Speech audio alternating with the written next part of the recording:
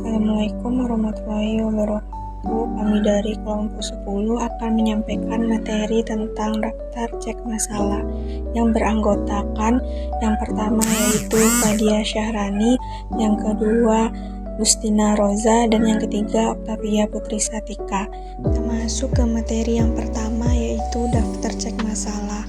Daftar cek masalah ini merupakan instrumen sejenis angket yang khusus disusun untuk merancang atau memancing pengutaran masalah-masalah yang pernah atau yang sedang dialami seseorang.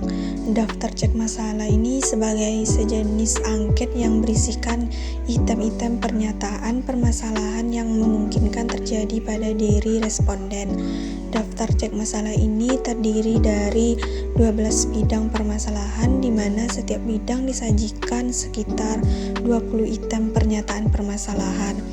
Yang pertama itu ada masalah kesehatan, yang kedua masalah keadaan kehidupan ekonomi, yang ketiga masalah keluarga, yang keempat masalah pribadi, yang kelima yaitu masalah hubungan sosial dan berorganisasi, yang keenam yaitu masalah agama dan moral, yang ketujuh yaitu masalah rekreasi atau hobi dengan waktu luang, yang kedelapan yaitu masalah penyesuaian terhadap sekolah, yang kesembilan yaitu masalah penyesuaian terhadap kurikulum, yang kesepuluh yaitu masalah masa depan yang berhubungan dengan jabatan, yang ke-11 yaitu masalah kebiasaan belajar. Adapun tujuan dan fungsi dari daftar cek masalah ini, yang pertama yaitu memudahkan individu mengemukakan masalah yang pernah dan yang sedang dialami dari responden tersebut. Dengan daftar cek masalah ini memungkinkan individu mengingat kembali masalah-masalah yang pernah dialaminya. Yang kedua yaitu mensistematisir jenis masalah yang ada pada individu agar memudahkan analisis dan sintesis dengan cara alat lainnya. Yang ketiga yaitu menyarankan suatu prioritas layanan program bimbingan dan konseling sesuai dengan masalah individu atau kelompok pada saat itu. Peranan konselor dalam pelaksanaan daftar cek masalah atau DCM. Di dalam buku Komalasari, Wahyuni dan Karsih tahun 2011, pada proses asesmen menggunakan DCM, konselor itu memiliki peran dan fungsi sebagai yang pertama yaitu sebagai perencana, di mana maksud perencana adalah menetapkan tujuan pelaksanaan asesmen, menetapkan peserta didik sebagai sarana asesmen, menyediakan angket lembar jawaban sesuai jumlah satuan layanan asesmen DCM.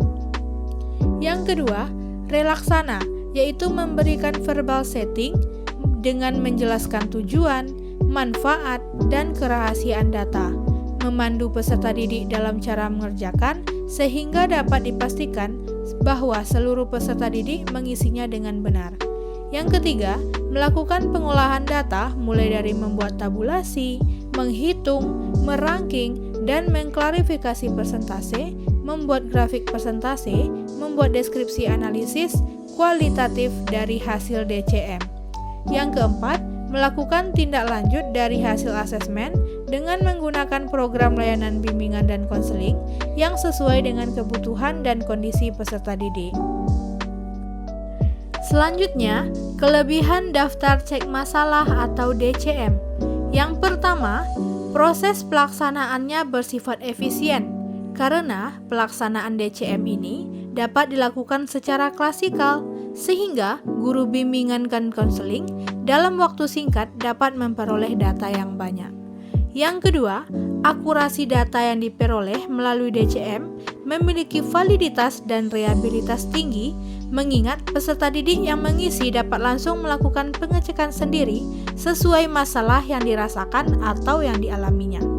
Nah, selain itu, penyediaan butir permasalahan cukup banyak, maka memberi peluang data masalah yang diungkapkan melalui DCM bersifat teliti, mendalam, dan meluas. Yang ketiga, Pengerapan aplikasi DCM memudahkan peserta didik mengemukakan masalahnya, mengingat penyediaan butir permasalahan yang banyak memudahkan peserta didik untuk mengenali permasalahan yang sedang atau yang pernah dialaminya. Yang keempat, jenis masalah yang dikelompokkan dalam berbagai bidang mempermudah guru bimbingan dan konseling untuk melakukan analisis dan sintesa data serta merumuskan kesimpulan masalah yang dialami peserta didiknya. Yang kelima, penerapan aplikasi DCM ini memiliki berbagai manfaat seperti konselor lebih mengenal peserta didiknya yang membutuhkan bantuan segera, konselor memiliki peta masalah individu maupun kelompok. Hasil dari DCM juga dapat digunakan sebagai landasan penetapan layanan bimbingan konseling yang sesuai dengan kondisi dan kebutuhan peserta didik. Dan yang lebih penting lagi, peserta didik dapat memahami masalah yang dialami dan memahami apakah dirinya ini memerlukan bantuan atau tidak. Kita lanjut pada kelemahan daftar cek masalah. Di sini kami mendapatkan 2 kelemahan daftar cek masalah, di mana yang pertama, membutuhkan waktu yang banyak untuk pengolahan hasil. Sebagai konsekuensi dari banyaknya jumlah bidang masalah dan jumlah butir pernyataan masalah yang tersedia. Yang kedua, data yang diungkapkan melalui daftar cek masalah masih bersifat umum dalam bentuk peta masalah dan banyak masalah yang dialami pada setiap bidang. Sehingga untuk memahami permasalahan peserta didik, guru bimbingan dan konseling masih perlu mengkombinasi dengan metode asesmen lain seperti wawancara. Penggunaan hasil analisis DCM sangat mendukung pada penyusunan program bimbingan dan konseling di sekolah. Namun, hasil analisis data DCM perlu dilengkapi dengan data yang diperoleh dengan metode-metode lain, sehingga perencanaan program bimbingan dan konseling, baik individu maupun kelompok, tersusun lebih matang atau komprehensif. Materi selanjutnya tentang langkah pengadministrasian daftar cek masalah atau DCM. Pada DCM itu sendiri juga perlu diberikan petunjuk pelaksanaan dan juga cara mengerjakan DCM agar peserta didik dapat memahami cara, maksud, dan juga tujuan DCM, sehingga hasilnya menjadi valid dan juga reliable. Petunjuk yang harus diperhatikan itu meliputi petunjuk bagi instruktur ataupun konselor dan juga petunjuk bagi peserta didik. Yang pertama, ada petunjuk bagi instruktur ataupun konselor. Hal-hal yang harus diperhatikan seperti menyiapkan bahan ataupun lembar DCM sesuai dengan jumlah peserta didik, kemudian penguasai petunjuk cara mengerjakan DCM.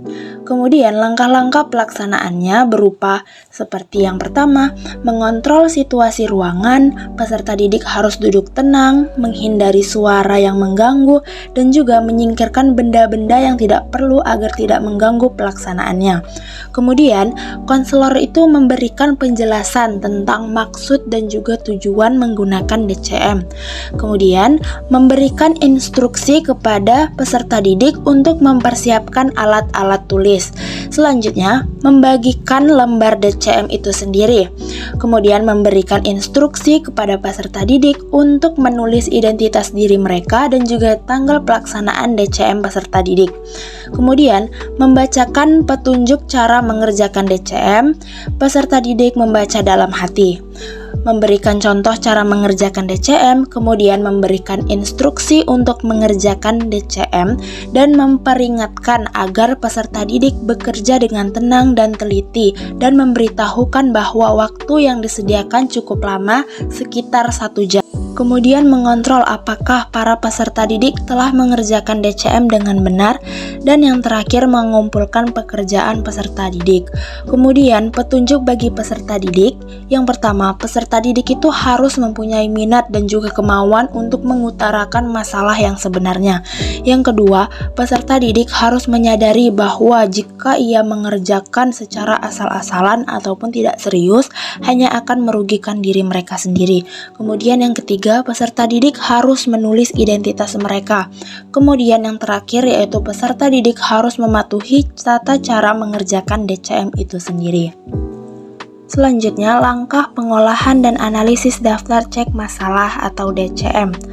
Dalam mengolah dan juga menganalisis daftar cek masalah, ada dua analisis data. Yang pertama, analisis data individual, kemudian analisis data kelompok. Langkah-langkah untuk menganalisis data individual yang pertama, menjumlahkan item yang menjadi masalah tiap responden pada tiap-tiap topik masalah. Yang kedua, mencari persentase per topik masalah dengan cara mencari rasio antara jumlah item yang menjadi masalah dengan jumlah item pokok masalah dengan rumus NM per N dikali 100%. Dengan keterangan NM sama dengan jumlah item yang menjadi masalah pada topik masalah dan N sama dengan jumlah item pada topik masalah. Kemudian yang ketiga, mencari ranking masalah dengan cara mengurutkan persentase topik masalah mulai dari yang terbesar sampai yang terkecil. Yang keempat, mengkonversikan persentase masalah ke dalam standar scale dan predikat nilai A, B, C, dan E. Konversinya yaitu 0% sebagai tidak bermasalah, 1% hingga 10% agak bermasalah, 11% hingga 25% cukup bermasalah, 26% hingga 50% bermasalah, 51% hingga 100% sangat bermasalah. Kemudian, yang kedua, menganalisis data kelompok. Adapun langkah-langkah dalam menganalisis data sebagai berikut. Yang pertama, menjumlahkan item yang menjadi masalah tiap responden pada tiap-tiap topik masalah. Yang kedua, mencari persentase per topik masalah dengan cara mencari rasio antara jumlah item yang menjadi masalah dengan jumlah item pokok masalah dengan rumus MM per N dikali 100%. Dengan keterangan MM sama dengan jumlah item yang menjadi masalah pada satu topik masalah dan N sama dengan jumlah item pada topik masalah. Kemudian yang ketiga, mencari ranking masalah dengan cara mengurutkan persentase topik masalah mulai dari yang terbesar hingga terkecil. Kemudian yang keempat, mengkonversikan persentase masalah ke dalam standar scale dan predikat nilai A, B, C, dan E. Konversinya yaitu 0% tidak bermasalah, 0% hingga 10% bermasalah, 11% hingga 25% cukup bermasalah, 26% hingga 50% bermasalah, dan 51% hingga 100% sangat bermasalah. Dalam menganalisis data kelompok, kita juga dapat menganalisis data kelompok itu dalam per topik masalah. Tujuannya adalah untuk mengetahui topik masalah apa yang pada umumnya dihadapi oleh para responden ataupun peserta didik dengan langkah-langkah sebagai berikut.